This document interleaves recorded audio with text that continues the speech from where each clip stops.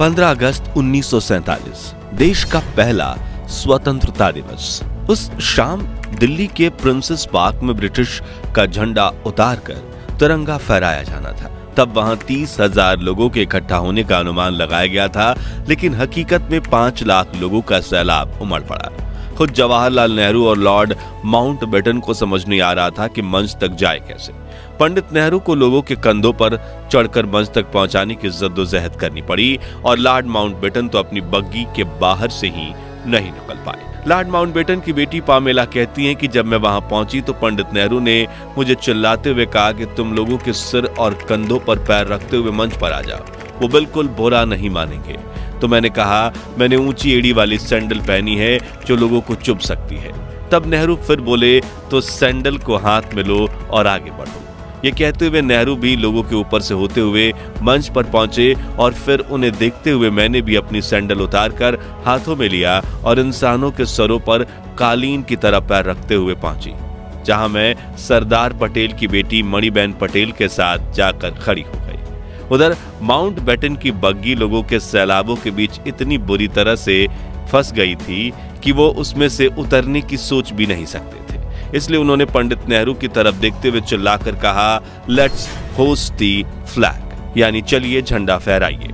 जिसके बाद princess park में भारत का महान तिरंगा फहरा गया और माउंटबेटन ने अपनी बग्गी पर खड़े होकर ही तिरंगे को सलामी दी। जिसके बाद कुछ ऐसा हुआ जो अंग्रेजों के 200 सालों के शासन में कभी नहीं हुआ। जी हाँ, भारत की जनता ने पहली बार दिल से किसी अंग्रेज के नाम का जयकारा किया, वो थे लॉर्ड माउंटबेटन।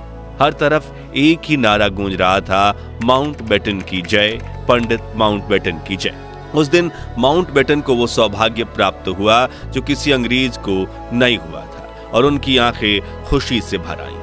उस समय देश के करोड़ों देशवासियों ने आजादी का जश्न इतने बड़े स्तर पर मनाया कि जय हिंद जय भारत और भारत माता की जय के नारों की गूंज पूरी दुनिया के कोने कोने तक पहुंच गई। और आज की इस खास वीडियो में आपको देश के पहले स्वतंत्र दिवस की सैर पर ले जाने वाले हैं, जिसमें हम कुछ दिलचस्प किस्सों के साथ दुर्लभ वीडियोस भी देखेंगे। बाकायदा हम ब्रिटेन का झंडा उतारकर भारत का तिरंगा लगाने का दुर्लभ वीडियो भी देखेंगे। इन सब की मदद से आप उन खुशनुमा पलों को खुद महसूस कर पाएंगे। आपका सीना गर्व से चौड़ा हो जाएगा और तो और खुशी के आंसुओं से भर जाएंगी आपकी आंखें। तो पूरा वीडियो जरूर देखिएगा। दोस्तों, द्वितीय विश्व युद्ध में भले ही प्राइम मिनिस्टर विंस्टन चर्चिल ने ब्रिटेन को जीत दिलवाई थी, लेकिन इस जंग में ब्रिटिशर्स की कमर टूट गई थी। दूसरी तरफ भारत में आजादी के आंदोलन की रफ्तार काफी तेज हो चुकी थी। नेताजी सुभाष चंद्र बोस की देश के बाहर देश के लिए बनाई गई आजाद हिंद फौज अब जंग के लिए तैयार थी और महात्मा गांधी के नेतृत्व में देश में स्वतंत्रता आंदोलन अपने चरम पर था।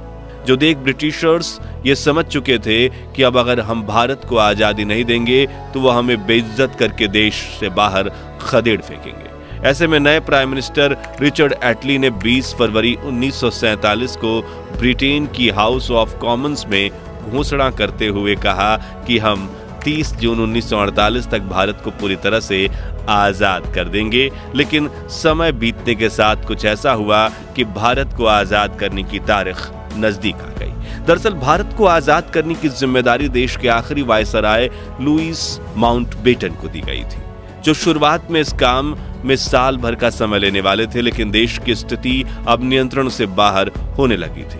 इसी दौरान एक और स्वतंत्रता सेनानी लगातार संघर्ष कर रहे थे। वहीं दूसरी तरफ अंग्रेजों के डिवाइड एंड रूल षड्यंत्र की वजह से देश के कई इलाकों में जात पात के दंगे भड़क उठे थे। स्थितियां अंग्रेजों के हाथों से बाहर निकल रही थी। तभी ब्रिटिश इंडिया के आखिरी गवर्नर जनरल सी राजगोपालाचारी ने माउंटबेटन को समझाते हुए कहा कि अगर आपने 30 जून 1948 तक इंतजार किया तो वापस करने के लिए आपके पास कोई सत्ता ही नहीं बचेगी। यह बात उनके जहन में बैठ गई थी और लॉर्ड माउंटबेटन ने भारत को जल्द से जल्द आजाद करने का निर्णय लिया और 3 जून 1947 को इस प्रेस कॉन्फ्रेंस में ऐलान कर दिया गया कि 15 अगस्त 1947 के दिन भारत को आजादी दी जाएगी। साथ ही भारत और पाकिस्तान के नाम के 2 देश बनेंगे और इनके संविधान भी अलग अलग होंगे, जिससे लंदन में तो हैरानी का माहौल फैल गया, क्योंकि अब सोने के अंडे देने वाली ये चिड़िया 200 सालों बाद उनके कैद से आजाद होने वाली थी। लेकिन भारत में खुशियों का माहौल फैल गया, क्योंकि जिस आजादी के लिए लाखों फ्रीडम फाइटर्स ने अपनी जान दी थी, अब जल्द ही सभी देशवासी उस आजादी की खुली हवा में सांस लेने वाले थे। दोस्तों, क्या आप जानते हैं कि आजादी के दिन तो 15 अगस्त को चुना गया, लेकिन तब आजादी का समारोह 14 अगस्त की दरमियानी रात को ही क्यों शुरू कर दिया गया था? तो इसके पीछे भी एक खास कारण था। दरअसल भारत के वरिष्ठ ज्योतिषियों के मुताबिक 15 अगस्त का दिन शुभ नहीं था। उन्होंने कहा कि ग्रह नक्षत्र की स्थितियों के लिहाज से 15 अगस्त को इतना महत्वपूर्ण काम नहीं किया जा सकता, और सौभाग्य से 14 अगस्त के दिन सितारों की स्थिति 15 अगस्त की तुलना में ज्यादा बेहतर थी। लिहाजा फैसला लिया गया कि 14 अगस्त 1947 की ठीक आधी रात को यदि भारत को आजाद कर दिया जाए तो यह हर तरह से बेहतर साबित होगा। वायसराय लॉर्ड माउंटबेटन ने यह प्रस्ताव स्वीकार किया और 14 अगस्त की रात 11 बजे संसद भवन के सेंट्रल हॉल में स्वतंत्रता दिवस समारोह आयोजित किया गया, जिसकी शुरुआत सुचेता कृपलानी ने की, जो 60 के दशक में उत्तर प्रदेश की पहली महिला मुख्यमंत्री बनी। पहले अल्लमा इकबाल का गीत सारे जहां से अच्छा और फिर बंकिम चटर्जी का वंदे मातरम गाया, जो बाद में भारत का राष्ट्रगीत बना।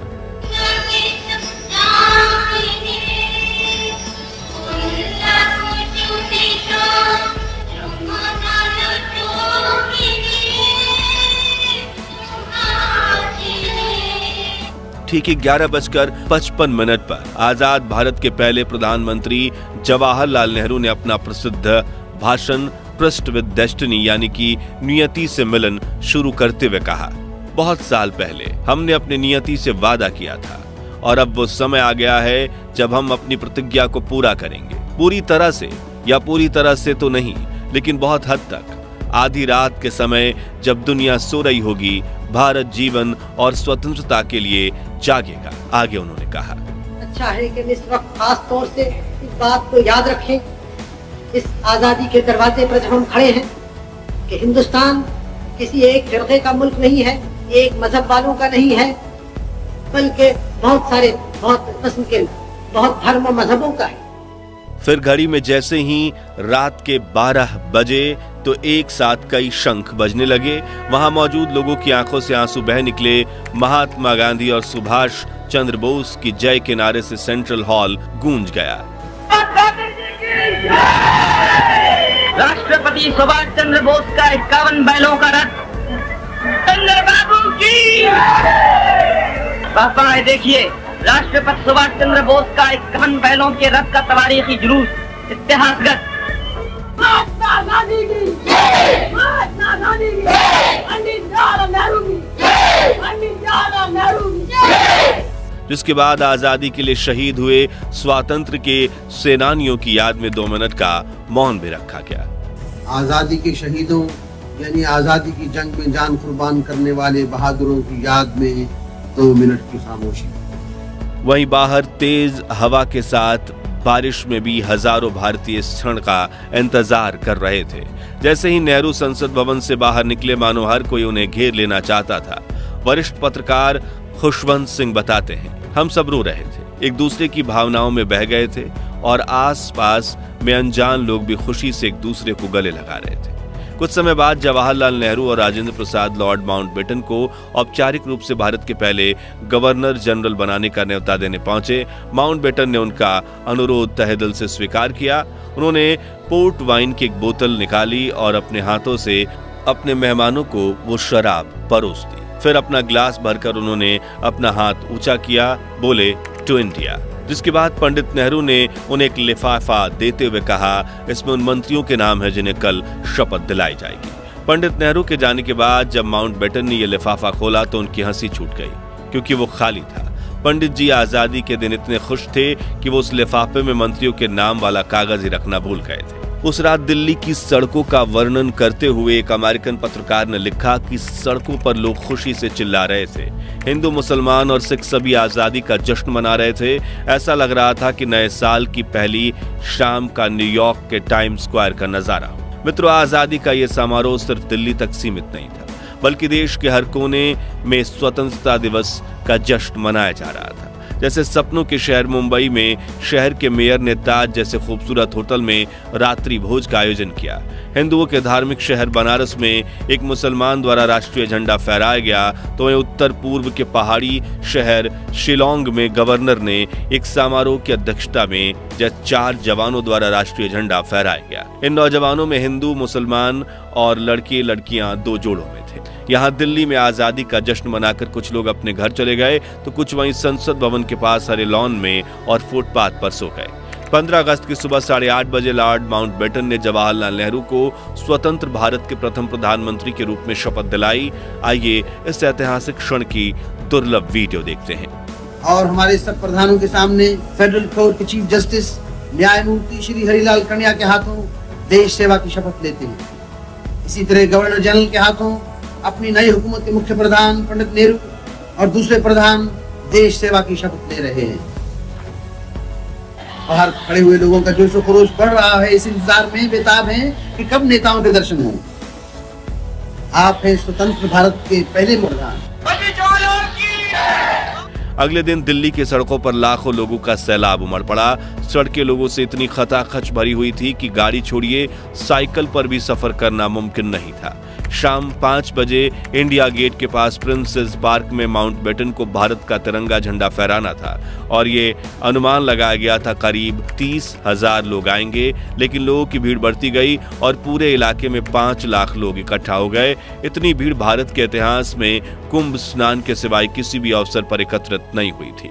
उस पल का अंदाजा आप इसी बात से लगा सकते हैं कि भीड़ को रोकने के लिए लगाई गई बल्लियां, बैंड वालों के लिए बनाया गया मंच, विशिष्ट अतिथियों के दर्शक दीर्घा और रास्ते दोनों ओर बांधी गई रस्सियां, हर चीज लोगों के इस प्रबल धारा में बह गई थी। बैंड वालों के आसपास लोगों की भीड़ इतनी थी कि ढोल बजाना नामुमकिन हो गया था। लोग एक दूसरे से इतना सट कर बैठे थे कि इनके बीच से हवा का गुजरना भी मुश्किल था।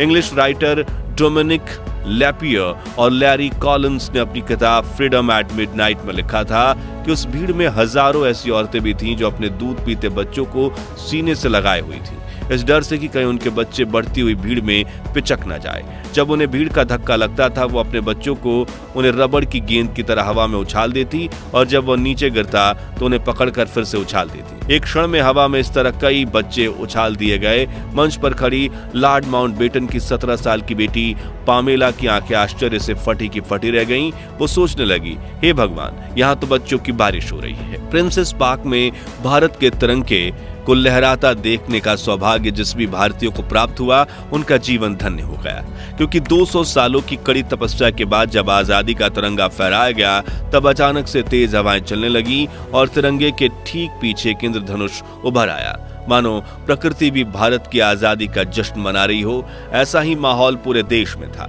हर जगह जुलूस निकल रहे थे, लोग खुशी से एक दूसरे को गले लगा रहे थे और आजादी के जश्न को मना रहे थे। हालांकि देश के कुछ हिस्सों में लोग बंटवारे का दर्द भी सह रहे थे। उनके लिए 14 अगस्त की रात खुशनुमा नहीं बल्कि दुख, दर्द और पीड़ा भरी काली रात थी, जिस विषय में आप हमारी डिटेल्ड वीडियो डिस्क्रिप्शन में दी हुई लिंक से देख सकते हैं। और यही कारण है कि 15 अगस्त के दिन यहाँ राष्ट्रपिता महात्मा गांधी, जिनकी भारत की आजादी में अहम भूमिका थी, वो नहीं दिखाई दे रहे हैं, क्योंकि उस वक्त वो ना तो संसद में दिखे थे, ना राष्ट्रपति भवन में, ना इंडिया गेट पर और ना ही लाल किले पर। 14 अगस्त की रात प्रधानमंत्री जवाहरलाल नेहरू ने जो भाषण दिया था, वो भाषण गांधी जी ने नहीं सुना था, बल्कि उस रात वो 9 बजे ही सोने चले गए थे। उस वक्त गांधी जी कलकत्ता के बेलिया घाट में लगभग खंडहर हो चुकी हैदरी मंजिल नाम की हवेली में विश्राम कर रहे थे, क्योंकि देश के बंटवारे से शुरू हुई सांप्रदायिक हिंसा को शांत करवाने के लिए बापू 13 अगस्त को कलकत्ता पहुंचे, जहां वो हिंसक प्रवृत्तियों को रोकने की कोशिश कर रहे थे। 15 अगस्त की सुबह 2 बजे वो नींद से उठे और हिंसक दंगे रोकने और शांति स्थापित करने के लिए उपवास रखा, जिसके बाद उन्होंने गीता पाठ करवाया और दोपहर के वक्त बेलिया घाट में एक प्रार्थना सभा में पहुंचे, जहां समाज के हर तबके के लोग मौजूद थे। जी हां, इस तरह आजादी के दिन महात्मा गांधी ने अन्न का एक भी निवाला नहीं खाया था और वो आजादी के जश्न से भी दूर थे, क्योंकि वो देश में दंगे फसाद रोकना चाहते थे। तो साथियों, 15 अगस्त 1947 भारत के महान इतिहास का वह ऐतिहासिक दिन था जब हमारे देश को आजादी मिली। वहीं आजादी जिसके लिए भगत सिंह, राजगुरु, सुखदेव, चंद्रशेखर आजाद जैसे लाखों क्रांतिकारियों ने हंसते हंसते अपने प्राण की आहुति दे दी थी। वही आजादी जिसके लिए नेताजी सुभाष चंद्र बोस ने देश के बाहर देश के लिए आजाद हिंद फौज खड़ी कर दी थी, वही आजादी जिससे अहिंसा से पाने की कोशिश में महात्मा गांधी, सरदार पटेल और पंडित जवाहरलाल नेहरू के साथ करोड़ों भारतीयों का काफिला खड़ा था। तो दोस्तों, अगर आप भी देश को आजादी दिलवाने वाले फ्रीडम फाइटर्स पर गर्व करते हैं तो उनके सम्मान में कमेंट बॉक्स में जय हिंद, जय भारत जरूर लिखें। ये वीडियो अच्छा लगा हो तो लाइक और शेयर करके 11,000 लाइक्स के लक्ष्य को हासिल करने में हमारी मदद कीजिए और भारत के महान इतिहास से जुड़े ऐसे ही दुर्लभ वीडियोस के लिए हमारे चैनल को सब्सक्राइब करके पास वाली घंटी जरूर बजा दीजिए। मिलते हैं अगली वीडियो में। जय हिंद, वंदे मातरम।